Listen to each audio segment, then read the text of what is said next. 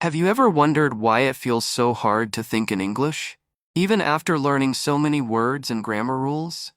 You may be able to read English, write in English, and even understand others when they speak. But when it comes to forming your own thoughts in English, it suddenly feels like a big wall stands in your way. This is because most learners don't actually practice the skill of thinking in English. They practice reading, writing, listening, and speaking, but their brain is still translating every word from their native language into English.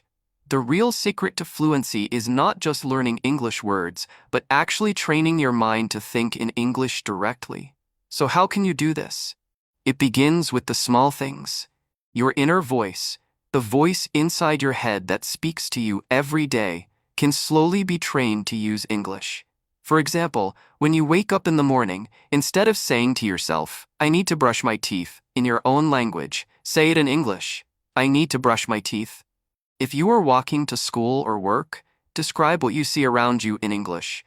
Tell yourself, "The sun is bright today," or "That car is moving fast." At first, these sentences might feel slow or even unnatural, but the more you practice this kind of inner talk, the more automatic it becomes. Eventually, your brain will begin to think in English without needing to translate. Another powerful method is surrounding yourself with English sounds and words as much as possible. Your brain is like a sponge. The more English you hear, the easier it becomes to think in it. Instead of only studying English during a short lesson, make it part of your lifestyle. Watch TV shows, listen to podcasts. Don't worry if you don't understand everything at first. The important thing is that your ears and your brain are getting used to the rhythm, tone, and natural flow of the language.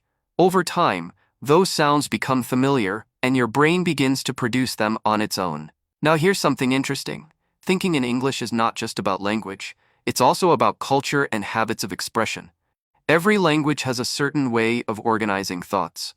For example, in English, people tend to keep sentences short and direct.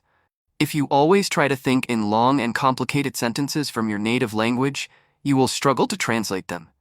Instead, start practicing shorter, simpler sentences in English. Imagine you are texting a friend. English thinking is often like that, straight to the point. Instead of saying in your native language, "I feel very exhausted because I had a long day full of responsibilities," in English you might think, "I'm so tired. Today was a long day." That's clear, natural, and fast. One more important part of thinking in English is to lower your fear of mistakes. Many learners stop themselves from thinking in English because they are worried about grammar. But thinking is private. No one else can hear your thoughts. This is your safe space. Even if your sentence in your head is not perfect, it doesn't matter. What matters is training your brain to move in English without stopping. With time, your mistakes will reduce naturally because your brain will get better at choosing the right words and grammar patterns. To make this habit stronger, you can also practice speaking to yourself in English when you are alone. Some people feel shy about this, but it is one of the best ways to train your brain. For example, if you are cooking, describe what you are doing. "I'm cutting the vegetables. Now I'm adding salt. The food smells good." If you are driving or walking, you can say, "I see children playing. The weather feels cold today." These little sentences may feel simple, but they are actually very powerful because they help connect your daily life with English thought. Visualization is another tool that can help. When you learn a new word, don't just connect it to a translation in your native language. Connect it directly to an image in your mind. For example, when you learn the word apple, imagine a shiny red apple. When you learn the word happiness, imagine a big smile on someone's face. This way, your brain will not waste time translating from your native language. It will connect English words directly to meaning, which makes thinking in English much faster. Immersion is also key. If possible, try to create situations where English is the only option. Change the language on your phone to English. Write your shopping list in English. Send short messages to yourself in English. Even if it feels strange at first, it is pushing your brain to get comfortable with English in daily life.